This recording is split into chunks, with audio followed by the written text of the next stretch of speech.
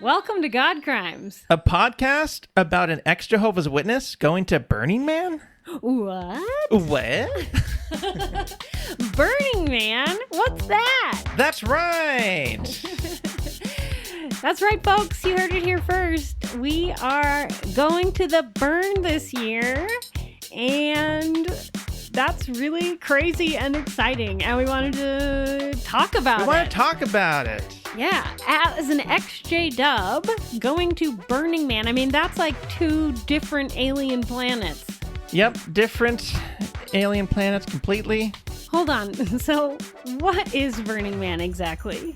All right, so I, of course, did not know that Burning Man existed until like maybe a couple of years ago. Like when I started dating, there was this nice girl that asked if I was a burner. I had no idea what she meant. And that was my introduction to the concept of Burning Man. You're like, yes, I do wear sunscreen in the summer. I try to prevent skin burning. Yeah, I was like, does that mean like that smoke weed? You know, everything is so new to me, just out in the world finally for the first time. So I was like, what is that? And so, of course, Burning Man is an annual week-long desert event that is focused on community, art, self-expression, and reliance.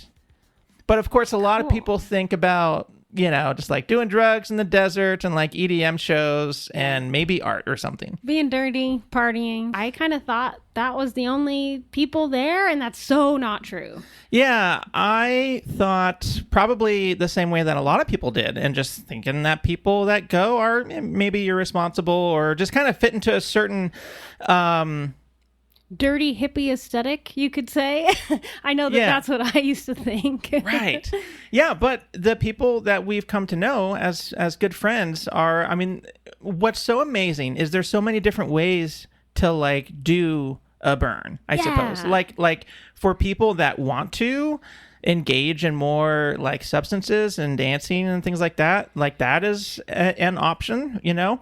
But then for people that want to do other things like just partake in interactive art and do cool stuff like sound baths and massages, like there's all different types of activities and things to do. So a person can really do it any way that they want to. So we are excited to discover that. Yeah, it's like a choose your own adventure. You know, for anyone that is not sure what Burning Man is, like, check it out. There's this new documentary on HBO that I'm very much looking forward to watching. But it's going to be 7 days in the Nevada desert, being exposed to very harsh conditions during the daytime, you know, heat and, you know, desert environment. And then same thing at night. The temperature gets really cold. And everyone that we have talked to, and it's been a lot of people now, but everyone that we talked to that has gone to Burning Man just has nothing but wonderful things to say about it. And I'm excited to check it out. So, of course, this is kind of a big transition. I kind of think about like the story arc of my life. And I'm going from, you know, Kingdom Hall for 30 years, going out to Nevada desert temple burn. Yeah. And it's crazy to have, you know, gone from one end of the spectrum and then as, you know, to discover what this like really interesting, like genuine, authentic spiritual experience might be like. And like I'm most excited about like the temple burn. Yeah, absolutely. And so, we'll explain what that is. Okay, so there's two huge burn events. It is the Burning Man is a part of it. So like Danny said, it's a 7-day event. You arrive, you set up your camp, and then all week long you explore, and there's parties at night, there's live music, there's huge art installations, there's lots of community events, and there's like classes. You can go and learn things and like basically take workshops. Like people are presenting throughout the days at different camps. So there's just there's an endless amount to do. You could never do it all. And the two main events are Saturday night. So when most people have been there all week, they burn the man, which is a big statue that sits right in the middle of the whole shebang.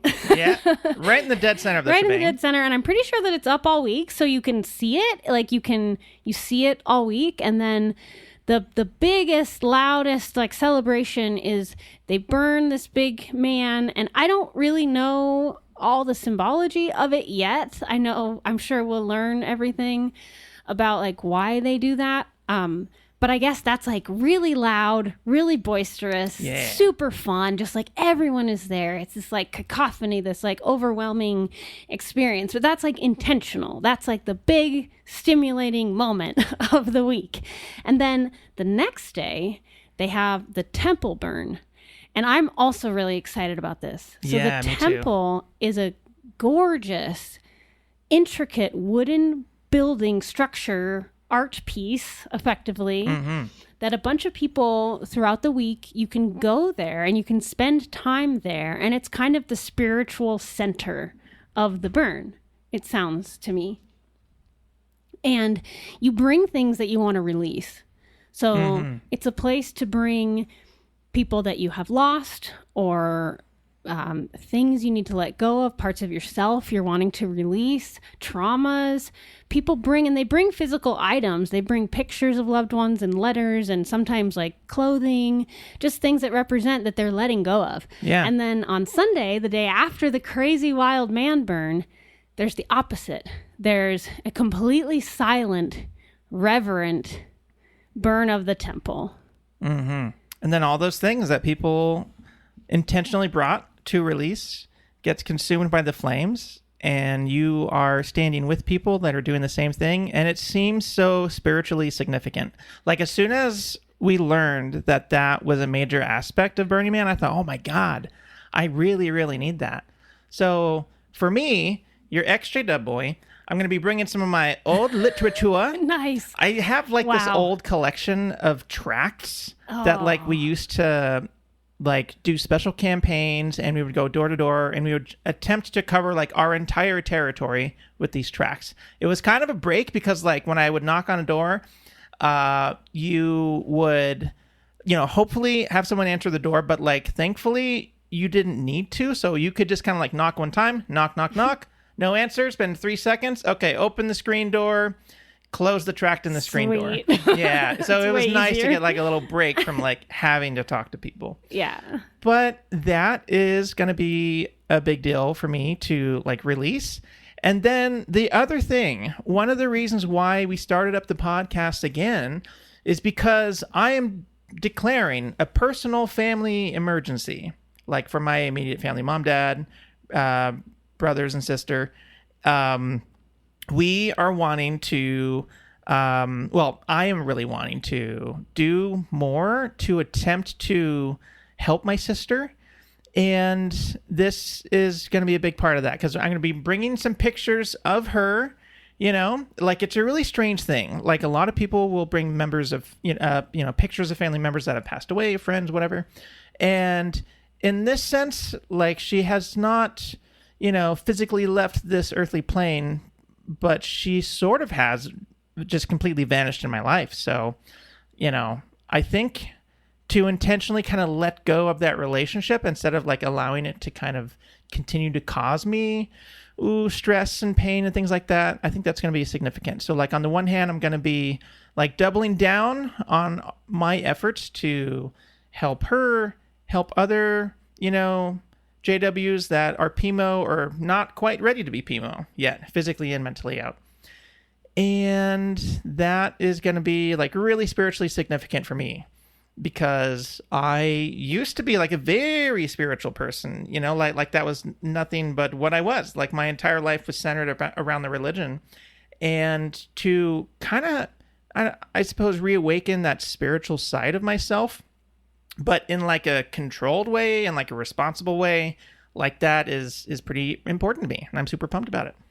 In an intentional and also for us, an atheist way. Yeah. And it's important to remember and recognize that you can be an atheist and still be spiritual, because spirituality is a part of being a human. And to me, like connecting to nature and other people, that is spiritual. Those are spiritual acts. Yeah. You do not have to believe in a deity to still need spirituality and to still engage in spirituality. And I am really excited, like for me too, being a somewhat recently newfound atheist. I was kind of always like agnostic before and unsure, and then I dipped my toe in Christianity for a while and then left. And then when I became an atheist, my life actually got way better and I felt way more like spiritually sated and realized like, oh, like no weird narcissistic character is like injecting himself and his beliefs into my life. And I don't agree with that whole doctrine. I don't like that. It doesn't feel true. It doesn't feel right.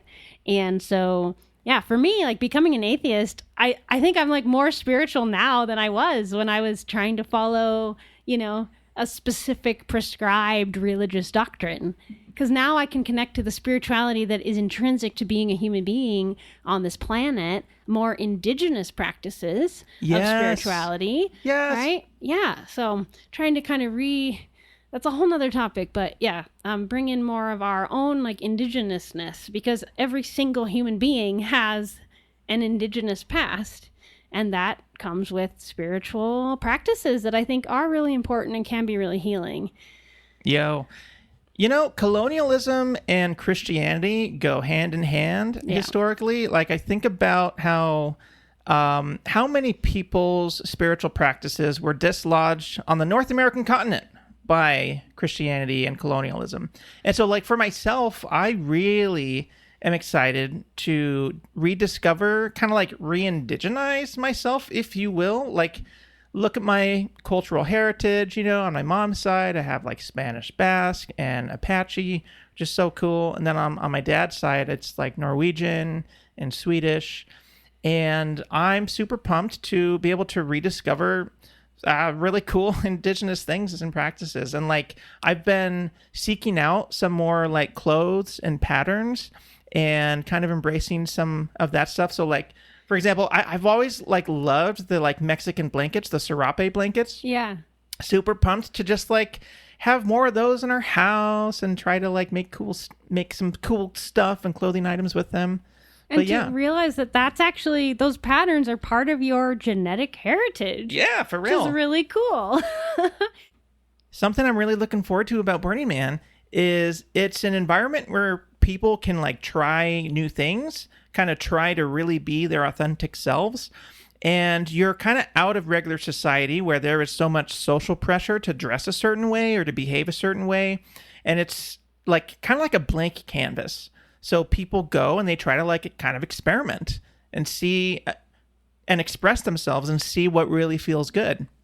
And so I'm excited to just kind of really be in tune with my own senses and my instincts, and then also try to kind of express some of my indigenous heritage, you know?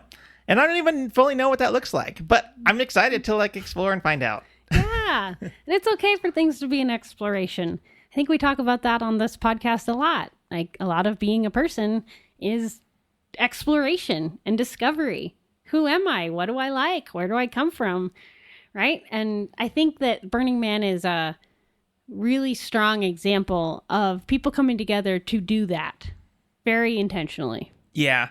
A little bit more about that. Something that's really funny is exJWs refer to the Jehovah's Witness organization, the Watchtower Bible and Tract Society, as the Borg, right? And that's in reference really? to... I didn't know that. That's right. So that's in reference to Star Trek The Next Generation. Yeah. The Borg as like a conquering species that comes in, absorbs everyone's technology and culture and stuff, and then they just kind of make everyone the same. You have been assimilated. You have been assimilated. The best scary line ever, dude. Such a fitting name for the Watchtower organization, the Jehovah's Witnesses, because when they, you know, get people to fall into that revenue stream and they're living that cult life, one of the first things that you learn is to, quote, put on the new personality. Oh my God. And what they mean by that, of course, that's in reference to a scripture, but what they mean is be devoid of personality. Like, have your haircut be the fucking same as everyone else's.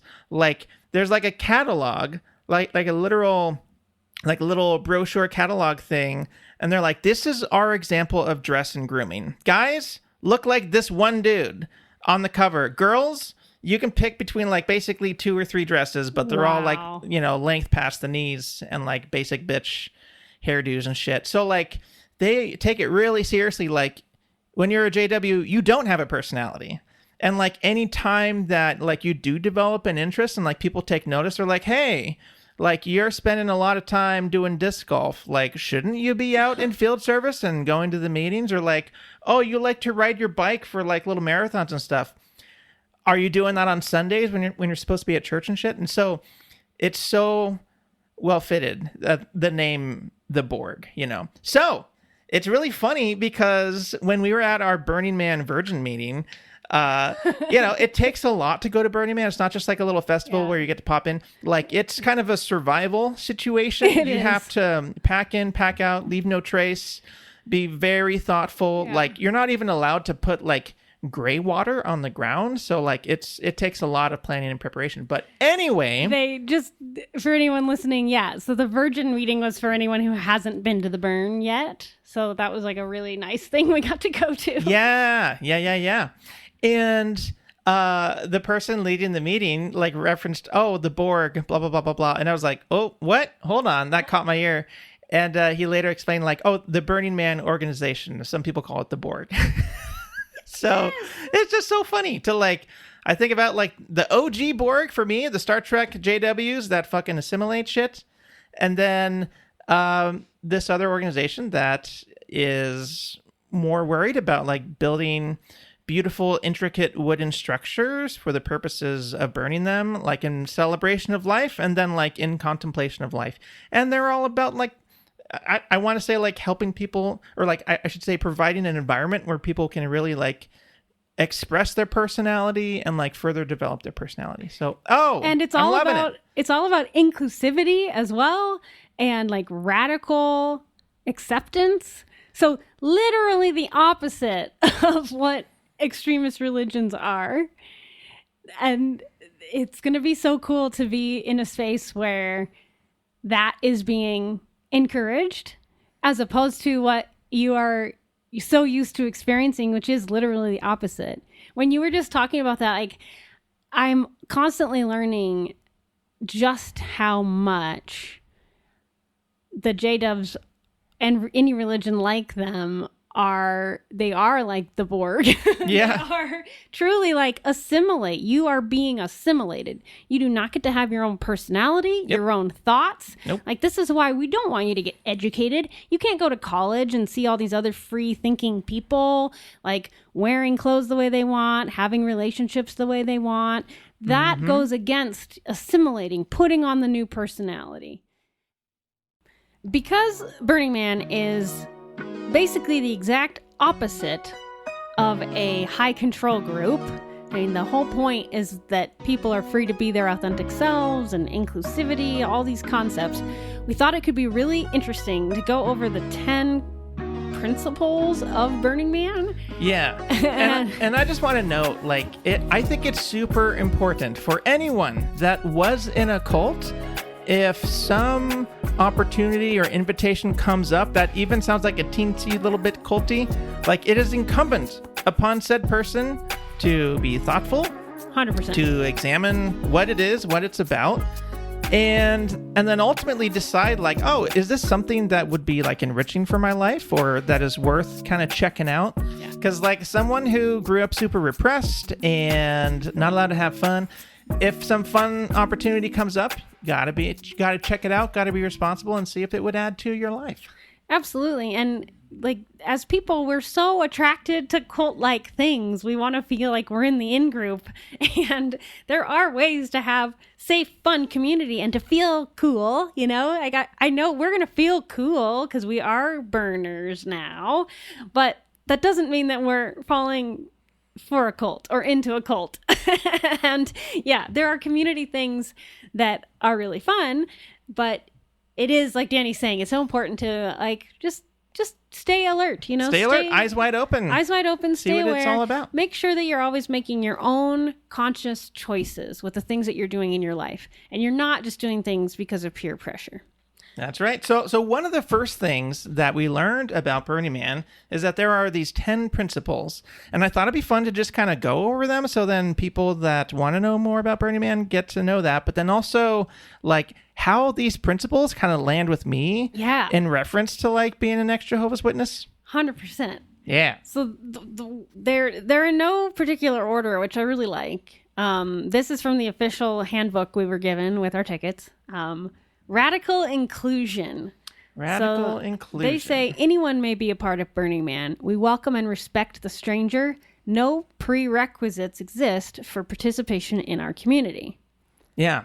So the first way that lands for me was our community of people that we found extended an invitation to us. You know, they didn't know us. There was kind of no reason beyond they thought that they were that we were cool people, which was the reason why they extended an invitation to like their parties and stuff. So I really do appreciate that, the idea of radical inclusion. You know, I'm sure that this goes without saying, but like my very next skeptical thought is like, well, yeah, you want to be able to extend an invitation to everyone, but you can't like actually do radical inclusion. Like, I'm really not keen to like go find an incel and invite them to this. I'm really not keen to find some like anyone who's a part of a cult of personality, you know, like I'm sure that there are limits. And I think that the other rules kind of serve as a filter.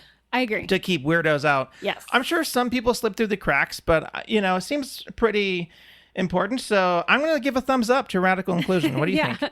Yeah. I mean, for me, I think about how the opposite is what happens like in the Jehovah's Witnesses or in high control groups. Radical exclusion. Exactly. It's radical exclusion. Yeah. And it is all based on your like having the right prerequisites. Yeah. Like you have to dress right, groom right, think right, get rid of certain rights and privileges that you should have as a person. Yeah. And throw those out the window because you're not allowed to be authentic. You're not allowed to be an individual. Dude, quick aside, there was this guy who was studying the Bible with these longtime witnesses in Butte, and he was nice. He was going to all the meetings. He was this cool black guy.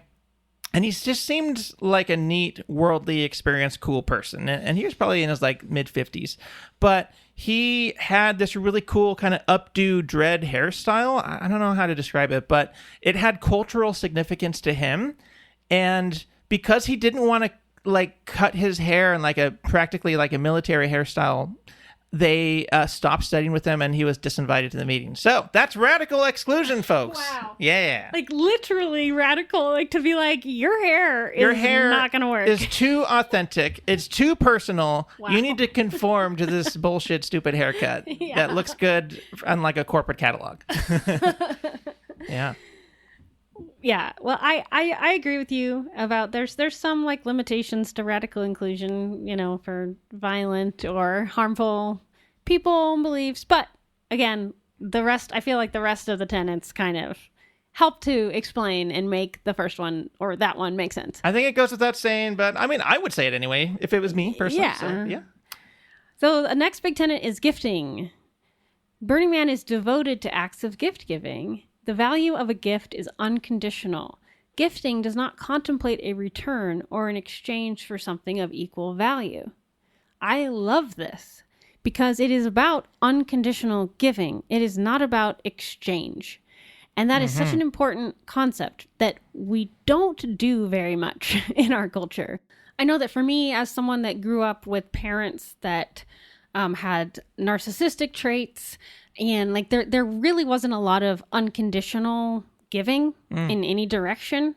And so the idea of being in an environment where you truly are there to give things to other people for the act of giving, for the sake of giving, I think that's such a beautiful, healthy, communal concept. And I'm really excited to see how that plays out in real life. Next, we have decommodification.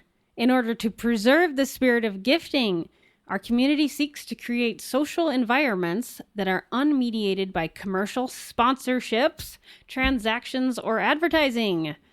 What a relief, by the way, to not have advertising. My God, it's everywhere these days. We stand ready to protect our culture from such exploitation. We resist the substitution of consumption for participatory experience. I totally dig that. Yeah, I like this a lot. I like the idea of getting away from our day-to-day expectation that like conducting business, the entire objective of conducting business is for exploitation. And like that never feels good, never felt good to me. And I love this. I love the idea of like not looking around and seeing like a big fucking sponsor that sells sugar water or looking around and seeing some other stupid ad. Yeah. Yeah, and it helps you connect to humanity more. Like, I think about this sometimes. Think about for how much of human history we didn't have ads. Oh, God. People weren't trying to sell you stuff.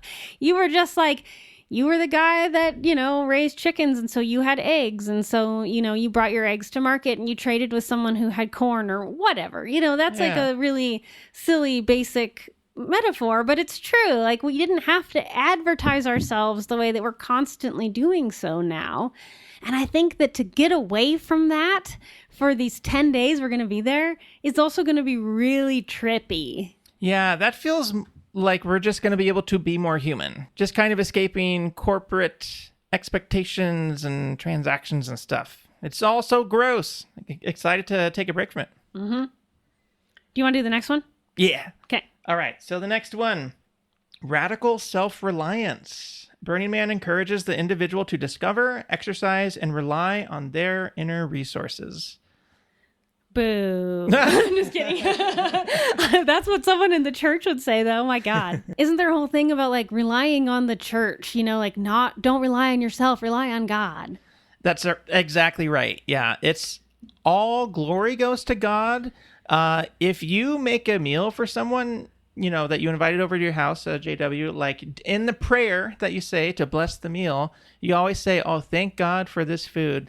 It's never like, thank you, Susan, for working hard in the kitchen to do this. It's like all the reverence and credit goes to God, which is dumb. Something that we would do sometimes when I was growing up is actually like think about all the steps to a meal, like you thank the earth and you thank the farmers and and that makes a lot more sense to me because that's reality. Yeah. Right. Oh my God. Yeah. Like taking note and giving credit to all the individuals that were in the chain that like led to you having this meal and then like having the technology to prepare it. Like all these people are worthy of like notice and credit, right? Yeah. And so of course I think that this is like ultimately talking about like self-reliance, like bring your own water, bring your own food, like don't like physically rely on others, or rather be prepared to take care of yourself. But like I like thinking about this in that sense, like kind of getting away from the JW's concept of like all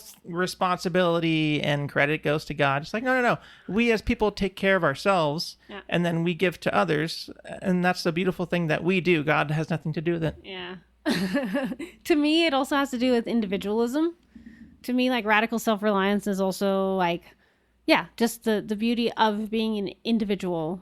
And to me, it's almost more like taking care of your inner world, because yes, while you're supposed to bring your own water and your own food, like part of the burn is that those things are available, and we do as a community come together to like create this space together. So when I hear radical self-reliance, a big part of it for me is also just like internal reliance, like going in there and internally being responsible for yourself, I guess. Which a lot of people really struggle with, like that self-autonomy. It feels really good to take care of oneself. It does. It does. Yeah. Okay, so radical self-expression is next, which we love. Yay! Tens across the board on this guy. Yeah, 10 out of 10. Do you want to read it, Danny? Radical self-expression arises from the unique gifts of the individual. No one other than the individual or a collaborating group can determine its content. It is offered as a gift to others. In this spirit, the giver should respect the rights and liberties of the recipient. All right, so I'm just going to admit, I don't quite understand what they're getting at here, other than the idea of like, as people that are participating, like we really should express ourselves like fully and completely, and this is the correct venue to do it at, away from just like regular society and regular expectations. I'm really looking forward to this. I'm going to give this 2 big old thumbs up. Radical self-expression. Yes. I do like the idea of giving radical self-expression as a gift. That's an interesting concept that they mention, where it's like your radical self-expression is actually, not only is it welcome, but it's desired, and there's something really valuable in that. Okay. I do like that. Something I like to say all the time is like, every single person on planet Earth knows at least one thing that you don't. And so therefore you can learn at least one thing from everyone on Earth. So by way of everyone expressing themselves, like you could probably pick something up from that. And I like that. Yeah, absolutely. I approve. So far, so good, Burning Man. Or this is good. It's not feeling culty, I have to say. Yeah, so far, so good. All right. Do you want to do civic responsibility? Yes. We value civil society. Community members who organize events should assume responsibility for public welfare and endeavor to communicate civic responsibilities to participants. They must also assume responsibility for conducting events in accordance with local, state, and federal laws. I like it. I do too. It's very responsible. You know, it's acknowledging that we are doing this in a world that has other people, right? Like there's small towns all around the playa. There's other people, there's other places that are going to be affected by this event. And it's an important thing to pay attention to that and not be an asshole. We're a part of a society. That's right. We have responsibility to each other as human beings. Love it. Period. Yep. Hell yeah. Big old thumbs up. All right. Leaving no trace. Our community respects the environment. We are committed to leaving no physical trace of our activities wherever we gather. We clean up after ourselves and endeavor, whenever possible, to leave such places in a better state than when we found them. All right. I like it. And this this tenant like introduced us to some lingo, like Burning Man lingo. MOOP. MOOP. MOOP. That stands for matter out of place. Yeah. And so when I first heard this, I was like, okay, my little cult hackles are being raised. I'm like, okay, here we have some like coded language, some like special stuff.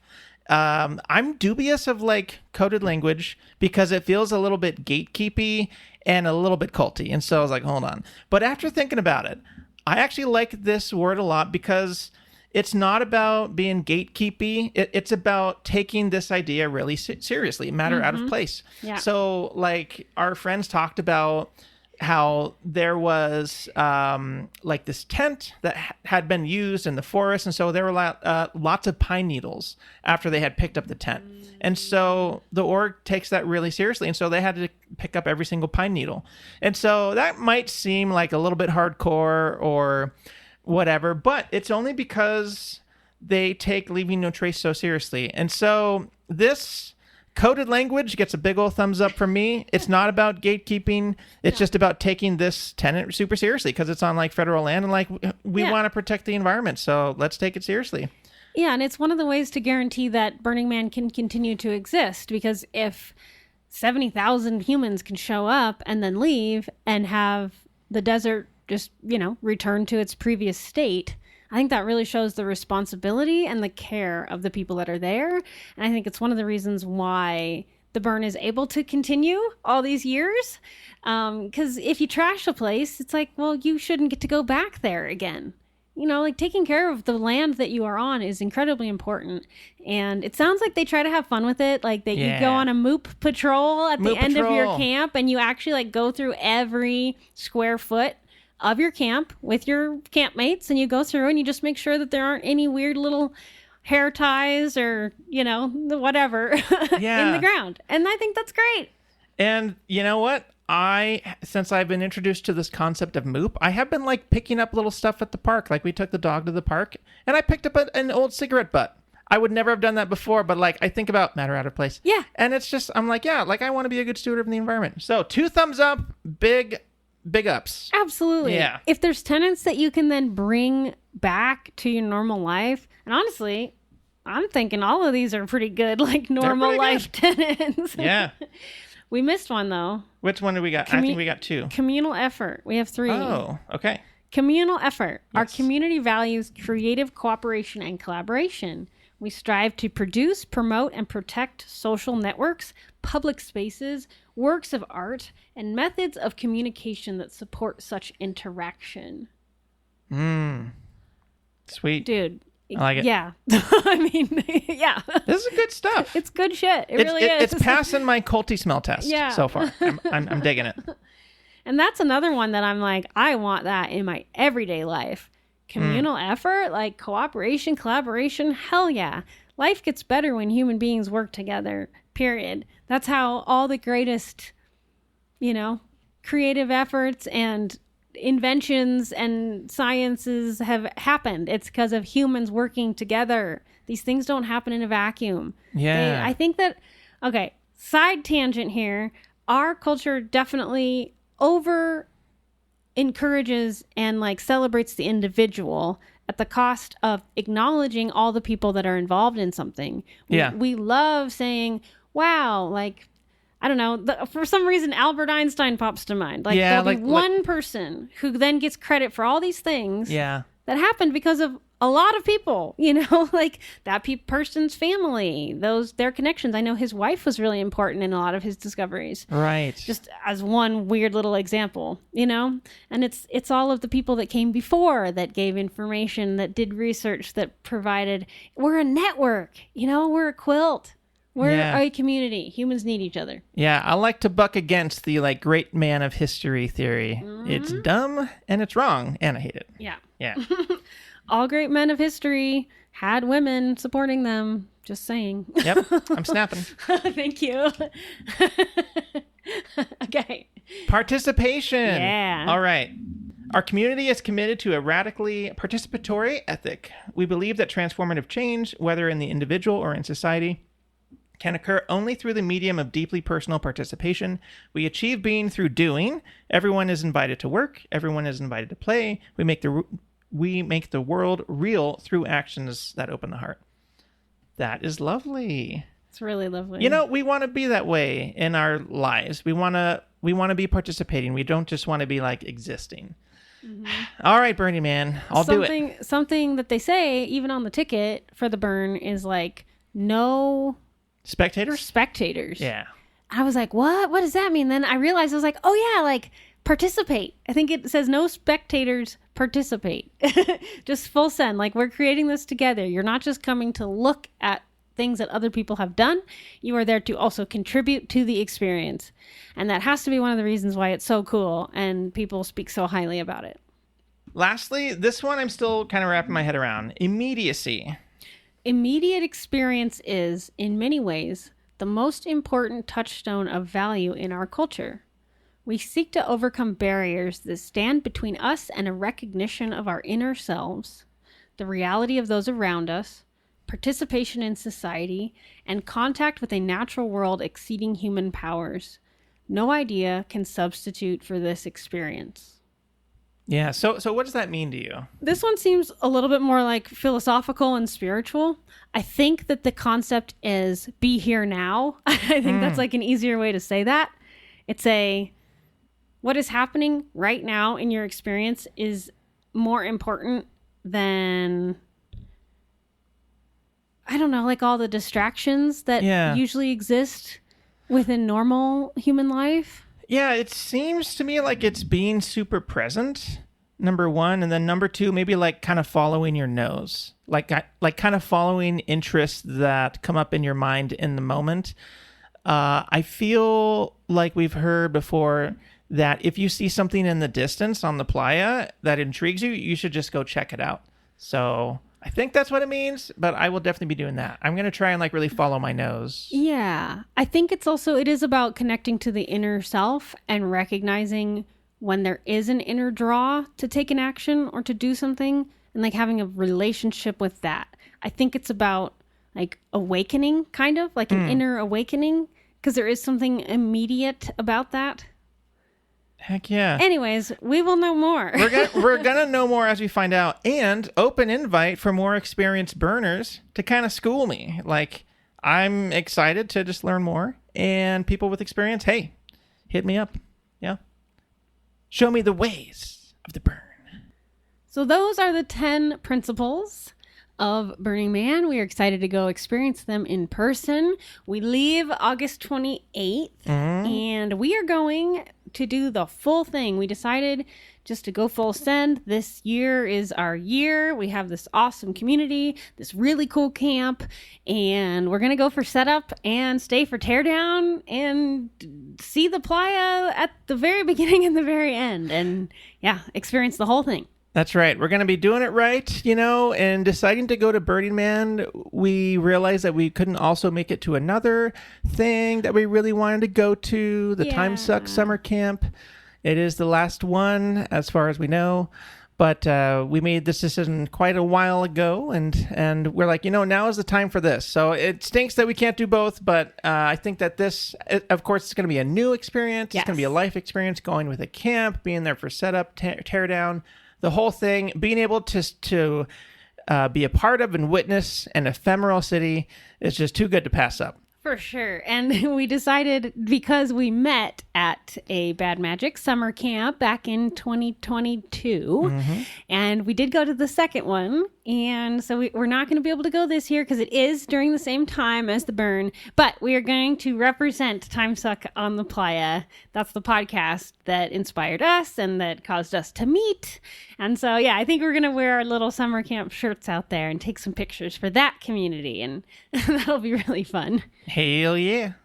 So we are in prep mode. We've got lots of lists and there's just a lot of things to bring. It is like a survival situation, but I think that also contributes to the depth of experience. That's my thinking, is that because you're not just kind of like comfortably going to hang at a music festival, like it's very much not that, which I did used to think it was more like that. And I'm learning that no, it's like we talked about, you're there to participate, to actually literally help build the thing. So we're bringing our work gloves. We're going to get dirty, and we're excited to tell you all about what we learned, because I think it's really going to be life-changing for both of us, and especially to see Danny out there, knowing your past, seeing you being in this like wildly authentic, explorative space. I think like for someone that grew up so repressed, I'm just sure it's going to be that much more wild for you to experience. I think so, and I can't wait to report back. So what are some of our goals? I know that you had said you wanted to mention that. For me, I want to really let go. I want to treat it like being on an adventure to an alien planet. I want to let go of my preconceived notions of like what I need to be comfortable, and instead just like see what's there. I really want to like enter with no expectations and just receive the experience and engage with the experience, knowing that it's ephemeral, it's temporary. Yeah. It's okay if it's not the comfort of home, because it's only going to be a week, and I want to really embrace that. Yeah, I also just look forward to kind of being in the struggle. Like everyone says that there's a point where you're just kind of broken down, and you have to get broken down in order to be built back up. So that's a thing that I know is coming. And then I'm also looking forward to just kind of like forging the bonds and the ties with some of our new friends that we're going to go and have this experience with. And just, we're going to struggle together and overcome. And gosh, I hope that we can meet some other other people of like the X community, right? Like ex-Mormons, ex-evangelicals, exJWs. I mean, I kind of wonder like how many people that are exJWs might be there. I mean, it's 70,000 people, and so it's not horrible. You're not going to be the only one. Yeah. Yeah. Even if there's just one other guy. I think like 1 out of 1,000 people in this country like is a Jehovah's Witness. So wow. Oh my God. It's not That's wild. Terrible odds. So yeah, I'm going to try and manifest that into existence. Awesome. And besides that, just kind of follow my nose, like really be present and participate in the participatory art. And then super looking forward to our camp's music car. Yeah. That's going to be super fun. So we have an art car we get to be a part of. Yes. What's her name? Eleanor. Yeah, look for Eleanor on the playa. And when I heard art car, I assumed car-sized, car-shaped. Nay, this thing is huge. It can literally hold 30 people, and it has like a DJ booth and a dance floor on it. And we're going to get to just ride around 5 miles per hour on this thing. So that's going to be wild. We are going to take lots of pictures, so we will make sure to share those. Hell yeah. And yeah, so We are going to try to pre-record an episode or two because we are committed to our new schedule every Monday. That's our podcast release day. We know it's important, to build trust and be consistent. So we care about this project and we're prioritizing it. And thank you for being here. Thank you for listening to our story and us sharing all about the burn. Yeah, thank you for listening, you guys. We will chat at you next week. Woohoo! All right, we love you. We love you. Bye. Bye.